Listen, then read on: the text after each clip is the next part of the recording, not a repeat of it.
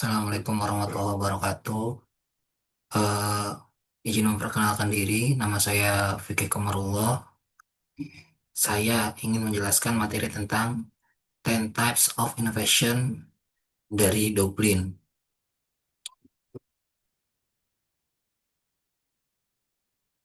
Dublin 10 Types of Innovation ini terbagi menjadi tiga kategori utama ya, yaitu yang pertama adalah configuration, offering, dan experience. Konfigurasi ini fokus pada sistem internal, menjelaskan bagaimana perusahaan diorganisasi, dihubungkan, dan dioperasikan. Kemudian, apa saja sih jenis inovasi di konfigurasi ini? Jenis inovasinya itu ada profit model. Profit model adalah cara perusahaan menghasilkan uang seperti dari inovasi dalam cara penetapan harga, penetapan biaya, atau cara perusahaan mendefinisikan nilai yang ditawarkan. Kemudian juga ada network, adalah cara perusahaan berinteraksi dengan mitra perusahaan melalui kerjasama, aliansi, atau menciptakan jaringan pasokan yang efisien.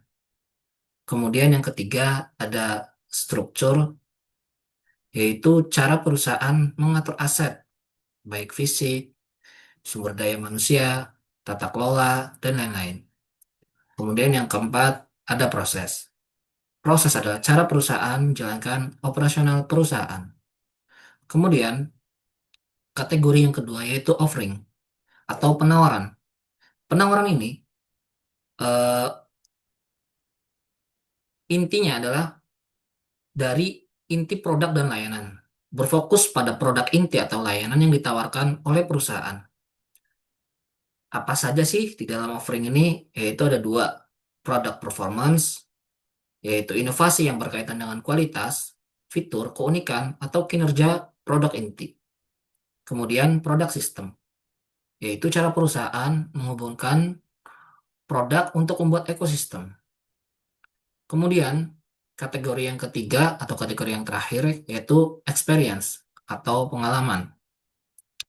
Pengalaman ini adalah interaksi dengan pelanggan dan menciptakan nilai melalui pengalaman. Jenisnya itu seperti service, pelayanan tambahan yang ditawarkan, channel, cara perusahaan menyampaikan penawaran di pasar, kemudian brand, adalah cara perusahaan menciptakan citra produk lebih unggul dalam berbagai hal. Kemudian yang terakhir adalah customer engagement, adalah cara perusahaan membangun relasi dan pelanggan. Kemudian studi kasus yang saya bawa yaitu studi kasus inovasi super app Indonesia yaitu Goto.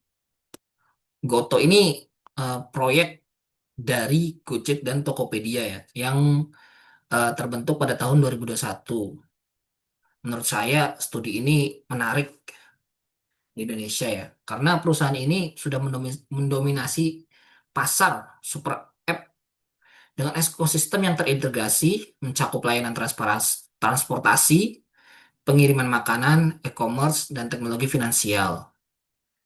Nah, dominasinya ini terbukti gitu. Pada tahun 2025 ini, pada kuartal 2, Goto sudah melalui pertumbuhan pendapatan yang signifikan yaitu 4,32 triliun rupiah. Ini menunjukkan bahwa Goto mempunyai kapabilitas inovasi dan skalabilitas yang kuat. Lalu kemudian apa saja sih inovasi konfigurasi Goto yang berhubungan ya dengan tadi yang dijelaskan di awal yang berhubungan dengan 10 types of innovation tentunya. Yang pertama Goto unggul dalam inovasi internal melalui 4 elemen kunci dalam kategori konfigurasi. Yang pertama profit model. Diversifikasi pendapatan dari Komisi Mobilitas 727 miliar dan dari gross transaction value sekitar 152,9 triliun di kuartal 2 2025. Iklan merchant dan GoPay, Goto secara cerdas mengalihkan beban biaya ke mitra, memaksimalkan margin tinggi dari layanan vintage. Goto ini bagus ya, maksudnya dia tuh eh, karena bergabung dengan tadi pergabungan antara GoPay dan Tokopedia, jadi sangat disukai gitu oleh masyarakat Indonesia, memudahkan kita berbelanja tentunya. Kemudian ada network atau kemitraan strategis dengan jutaan driver, merchant GoFood, dan ekosistem Tokopedia. Pendekatan ini memanfaatkan aset eksternal secara efisien untuk skalabilitas super app yang masif. Kemudian struktur, organisasi terdesentralisasi pasca merger yang mengintegrasikan talenta Gojek logistik dan Tokopedia e-commerce. Ini tadi yang seperti yang saya sebutkan ya. Eh, Yaitu karena merger, jadinya profitnya juga harusnya lebih besar lagi gitu kan. Kemudian ada proses implementasi algoritma, dynamic pricing, dan real-time tracking yang inovatif. Teknologi ini signifikan mengurangi pembatalan pesanan dan meningkatkan efisiensi pengiriman. Ini kan pembelian pesanan gitu di aplikasi Tokopedia. Jadi kita bisa melacak kapan dan di mana eh, produk yang kita beli ini eh, statusnya, barangnya ada di mana, lokasi sampai tiba ke tempat kita ya, atau sampai tiba ke tujuan. Kemudian ada inovasi penawaran GoTo atau offeringnya ya. GoTo ini berfokus pada keunggulan produk dan layanan inti untuk menarik dan mempertahankan pengguna. Yaitu yang pertama produk performance tentunya. GoRide sama GoSend ini menawarkan fitur pelacakan langsung dan pembayaran instan via GoPay. Membedakan GoTo dari kompetitor melalui kecepatan dan keandalan di tengah lalu lintas padat Indonesia. Kemudian produk sistem, bundling layanan seperti GoFood dengan GoRide untuk pengambilan makanan menciptakan nilai tambah ekosistem yang kohesif dan sulit ditiru pesaing. Kemudian yang terakhir adalah inovasi pengalaman GoTo. GoTo sangat kuat dalam menciptakan pengalaman pelanggan yang superior melalui 4 pilar experience. Yang pertama service tentunya. Service ini dukungan driver melalui insentif dan pelatihan, serta layanan pelanggan 24/7. Ini meningkatkan retensi mitra dan pengguna, memperkuat fondasi kepercayaan dalam ekosistem GoTo. Kemudian yang kedua, channel, memanfaatkan aplikasi tunggal untuk akses multi layanan, mengurangi friksi dan menyederhanakan pengalaman pengguna dibandingkan menggunakan platform terpisah. Ini juga mendorong penetrasi tinggi di daerah pedesaan Indonesia. Kemudian ada brand, posisi Goto sebagai super app lokal yang mendukung UMKM, memperkuat citra inklusif dan patriotik, membangun ikatan emosional dengan konsumen Indonesia. Kemudian yang terakhir adalah customer engagement, program loyalitas GoPay, cashback, dan pembentukan komunitas driver yang aktif. Ini membangun ikatan emosional dan mendorong penggunaan layanan berulang secara konsisten. Kemudian adalah rekomendasi inovasi lanjutan untuk Goto. Menurut saya, Goto sebenarnya sudah sangat bagus. Tapi ada dua hal yang menurut saya sebagai pengguna aplikasi Tokopedia juga, menurut saya Goto ini atau Tokopedia ya, Tokopedia ini eh, saat kita berbelanja AI personalisasinya itu kurang gitu. Kadang saya sudah belanja produk yang tiap bulanan gitu, misalkan popok untuk anak gitu kan. Ternyata eh, secara kalau muncul di beranda gitu tidak ada rekomendasi gitu bahwa produk itu misalkan sedang diskon atau produk itu sedang saya butuhkan gitu kan, tapi tidak muncul di beranda gitu. Kita harus rajin mengeceknya karena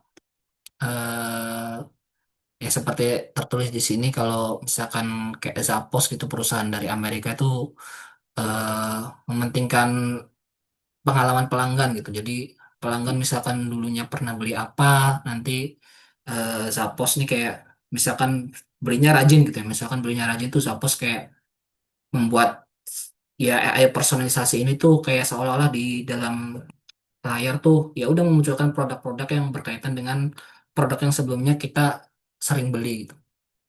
Kemudian terakhir adalah keterlibatan pelanggan customer ya atau customer keterlibatan pelanggan atau customer engagement. Menurut saya nih harusnya yaitu toko-toko di Tokopedia ini punya apa ya, punya komunitas lah. Karena menurut saya kadang harga harga penjual di Tokopedia antara produk satu dengan produk lainnya itu kadang eh, berbeda, dan perbedaannya tuh nggak 10.000 20.000, bisa sampai ratusan ribu gitu. Bahkan ada juga yang udah jelas gitu ya, dia apa sih namanya, official store lah gitu di Tokopedia gitu ya kan. Saya pernah pengen membeli jaket gitu di salah satu official store di Tokopedia gitu kan. Tapi stoknya sudah habis gitu. Ternyata dijual lagi sama reseller gitu di Tokopedia gitu ya kan. Menurut saya kan harusnya kan ini kan eh apa ya? Customer-customer ini kan harusnya kan diberitahu ya, dikasih wadah gitu sama Goto ini untuk tidak melakukan hal seperti itu gitu. Apalagi dijualnya di platform yang sama gitu kan, harusnya kan aneh gitu. Akhirnya kan mengurangi citra pelanggan gitu loh. Kayak saya akhirnya kayak berpikir, ya ngapain beli gitu kan kalau misalkan harganya sangat jauh gitu, sangat melambung tinggi gitu. Dulu tuh saya mau beli jaket, harga awalnya di official store itu sekitar 500.000 gitu ya. Tahu-tahu muncul di reseller karena stoknya sudah habis untuk ukuran saya gitu ya. Muncul di reseller tuh harganya sekitar 800.000 sampai 1 juta gitu. Kan kaget ya. Nah ini menurut saya ini eh, apa ya, saran untuk Goto dari saya. Mungkin sekian dari saya. Terima kasih. Assalamualaikum warahmatullahi wabarakatuh.